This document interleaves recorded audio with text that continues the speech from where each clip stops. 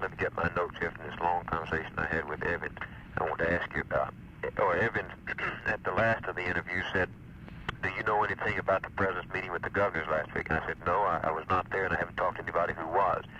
He said, well, two of the governors told me personally that the president told him he had no intention of building up the Democratic National Committee, and that in fact he planned to ask Bailey to stay on through 68. And that they said the president talked very disparagingly about the value of the Democratic National Committee, and that in his judgment he didn't see the need for spending all of that money on something that was as useless as the DNC. Well, that's not discussed at all. That was not the fact. Now, I talked about the thought that these folks, these experts in politics have about the DNC's connection in congressional campaigns. The general organization always has been, you've had to rely on two things. One is the Senatorial and Congressional Committee. Two is the Democratic organization within the state headed by the governor.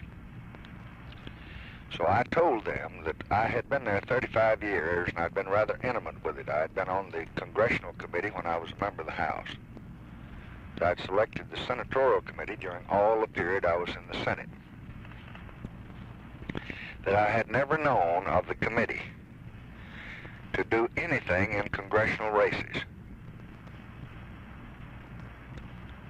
That the only time that it had ever allowed anything to be done was in 1940 when Roosevelt asked Ed Flynn and Sam Rayburn, and I made him ask both of them, if they would have any objection to my raising some money and my writing some speeches and my getting some projects and my giving a little encouragement to congressmen who said that Wallace had been booed off the platform and